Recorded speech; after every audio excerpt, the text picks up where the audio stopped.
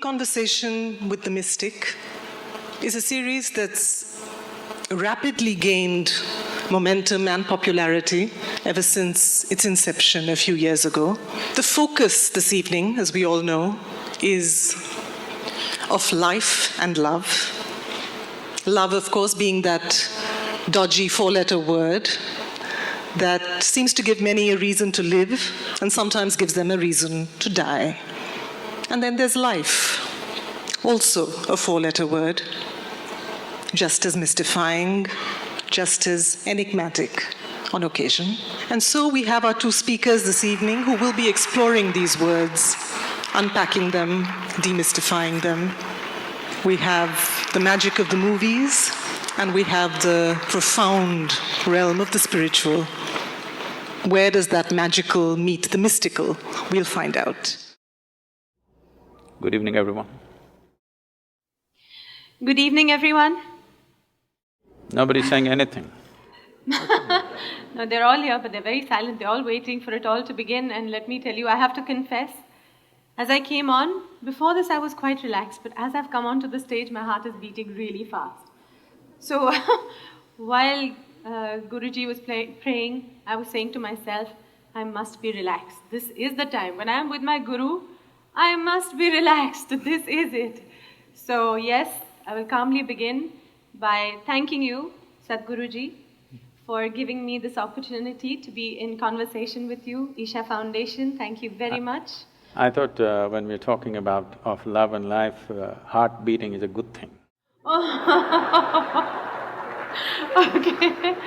Yes, it is a good thing. It shows I'm alive and in love and about to begin this conversation. And Sadhguruji, I want to say I have attended your inner engineering program. I have seen some DVDs, I have read your books.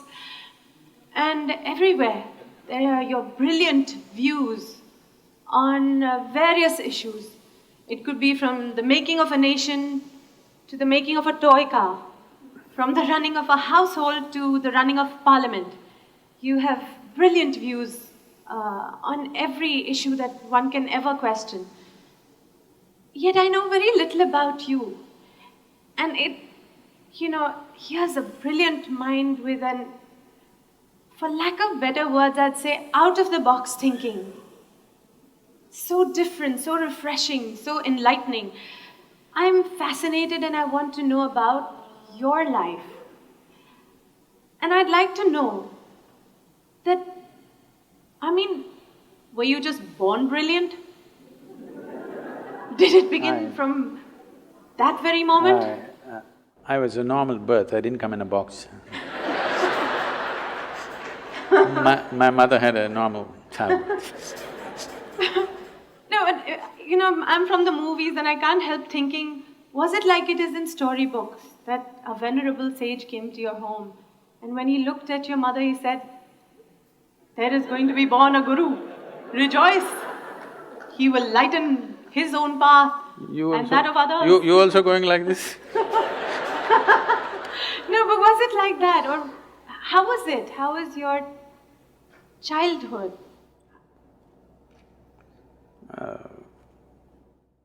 I don't think they all came to listen to my mother's labor pains.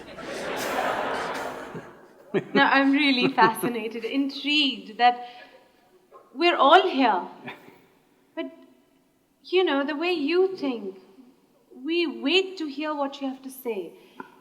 We've all been little children and we've all grown up, but we've grown up and been educated in schools but I find our way of thinking, our way of being very conditioned, like almost systematized. So where did it all begin?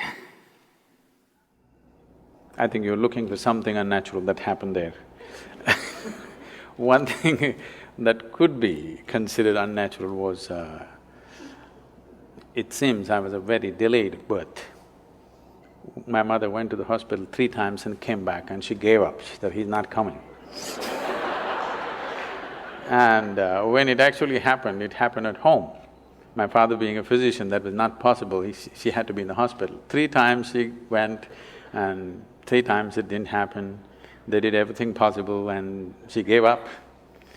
So it happened at home. So that's the only reasonably unnatural thing. Everything else was natural birth.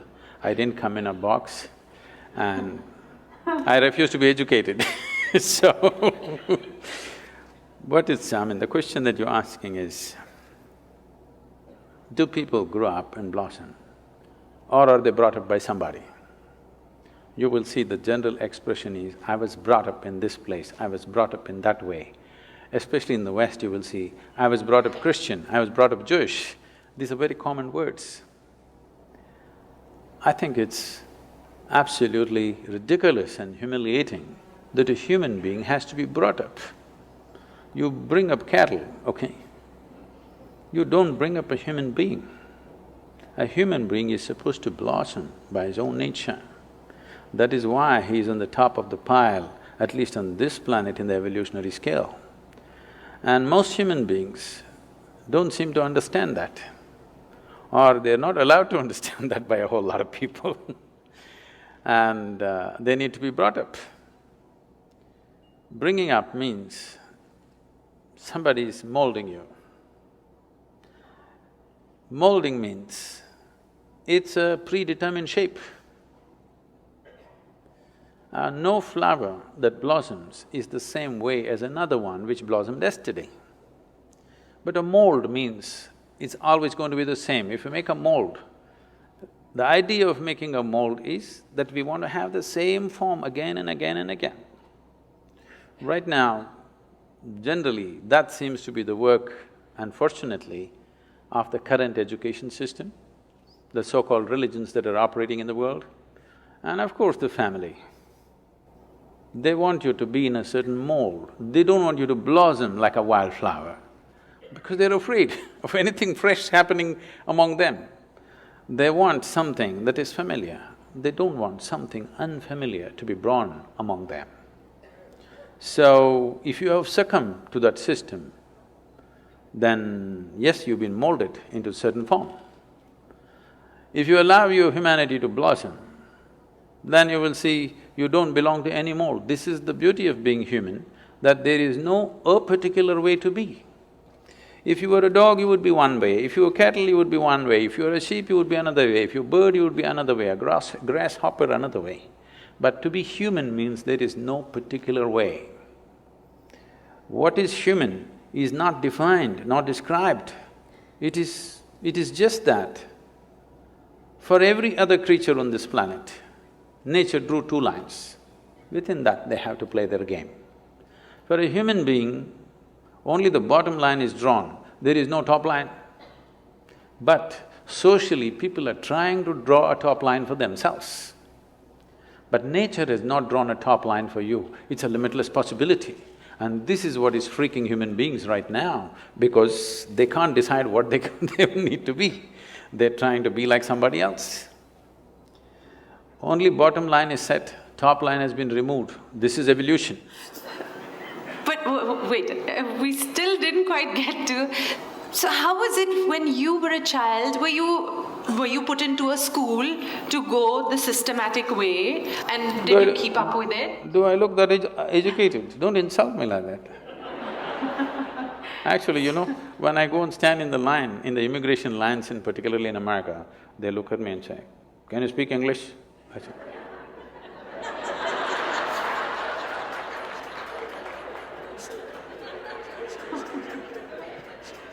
because I have that uneducated look, it's not easy.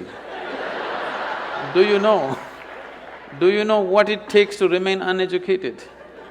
Education is just 20 years of going somewhere and getting one certificate. To remain uneducated, it's very difficult. Because from the day you are born, your parents, every other adult, the school, the damn thing, everybody is trying to educate you about something that's not worked in their life.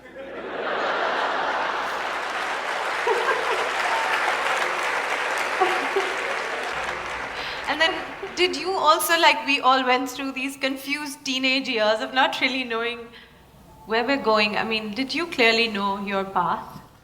Not at all. I was… right from 3 or 4 years of age, I was always a million questions hanging in my head.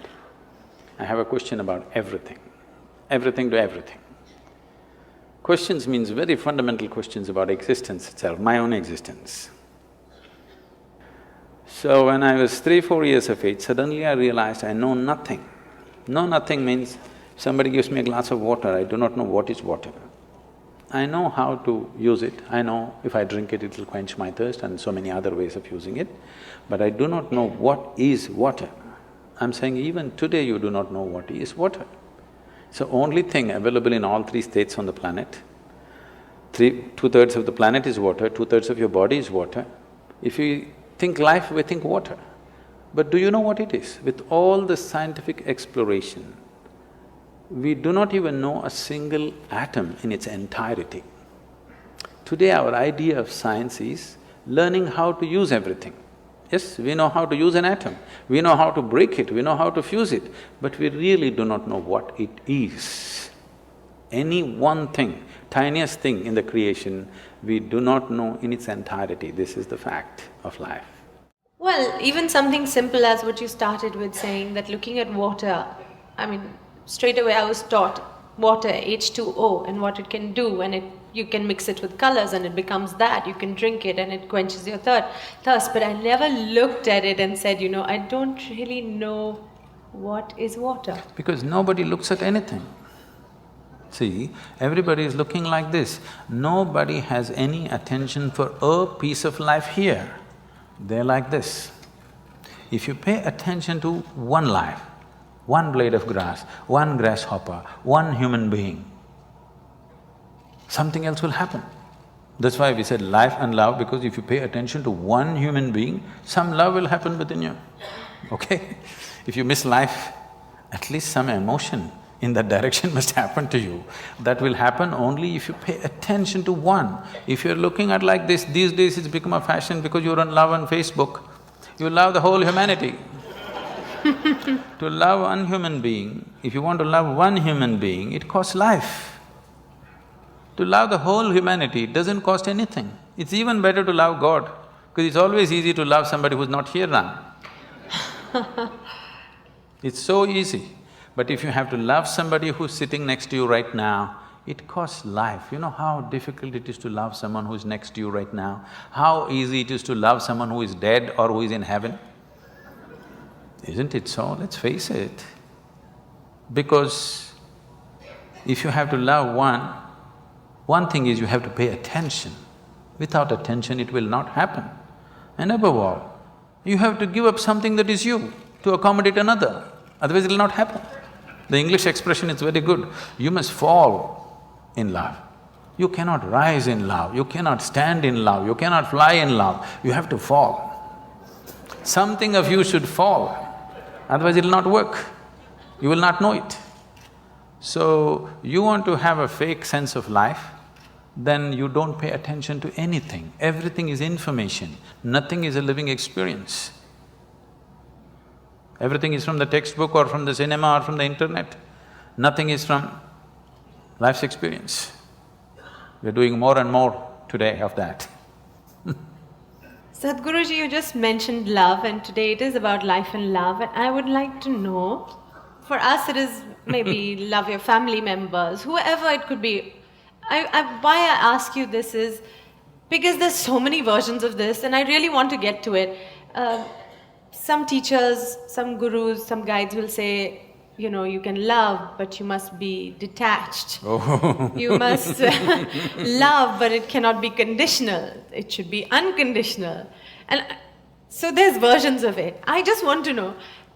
See, So, the simple way of make you keep coming back to me is to give you something that you cannot do. To give you a teaching which you can never do. You must love, but you must be detached. Now you have to keep coming back to me for consultation, endlessly. Sorry. I'm saying throw yourself into your love affair and die into it, something will happen.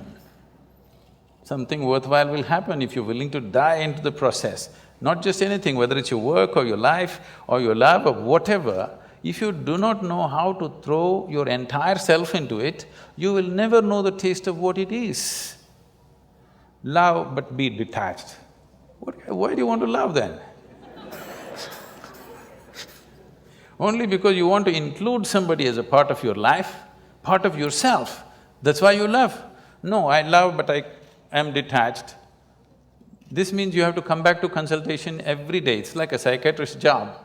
Every day you have to come and sit on the couch. You need treatment and there is a fee. So, okay, all right. So you can love and be attached.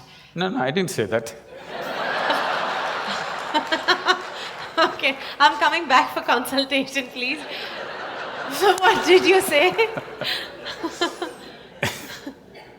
I only said, see, what is this need for love in a human being? You must understand, a human being constantly, a human being is longing to be something more than what they are right now.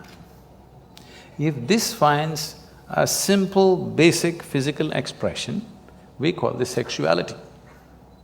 Sexuality means just this, physically you're trying to make something which is not you a part of yourself.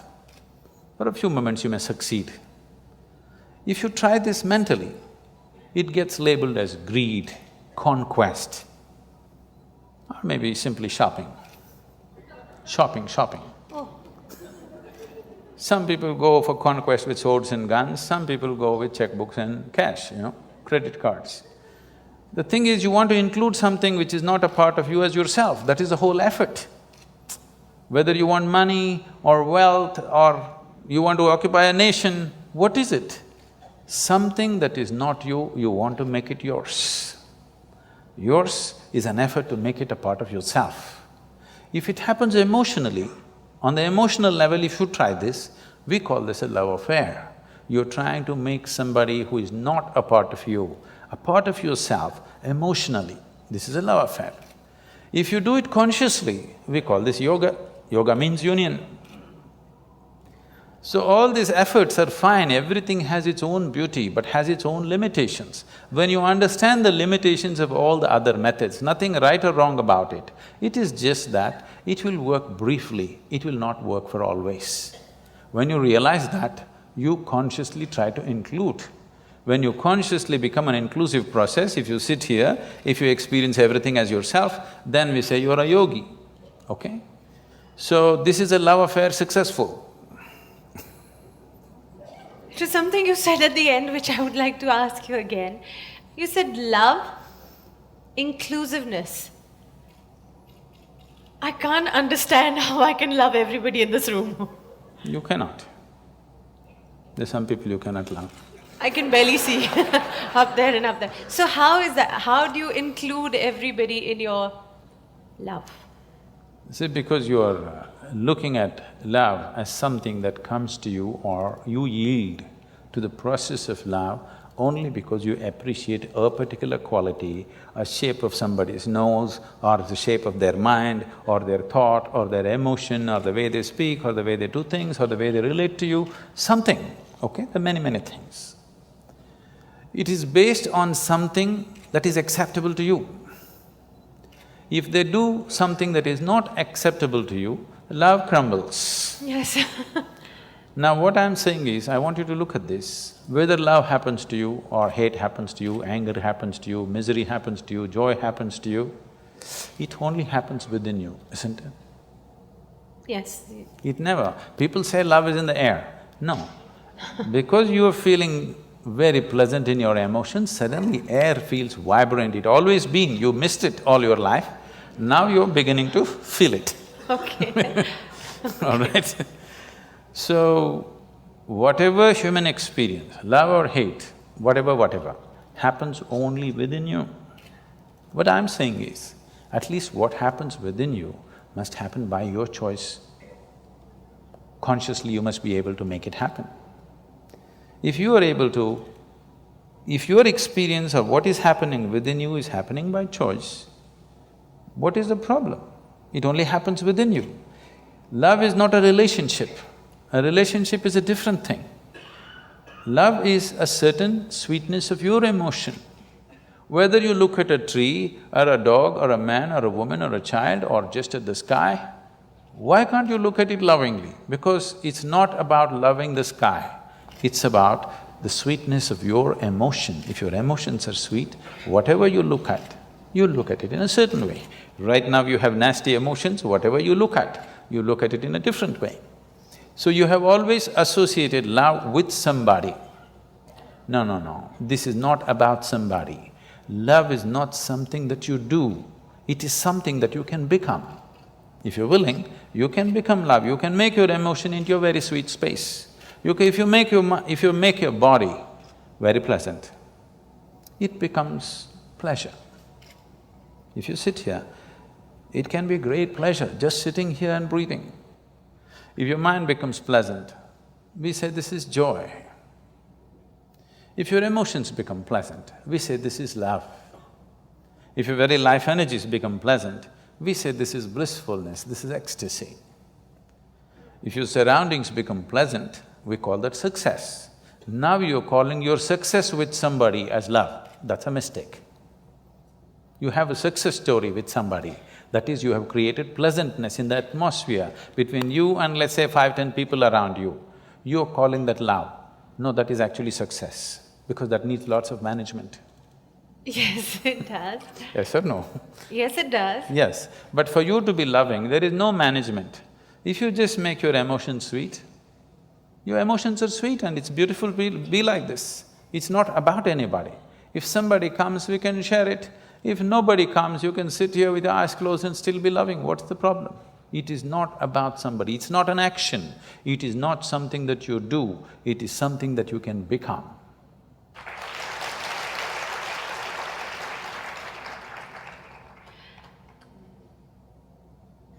It's a lovely, idyllic.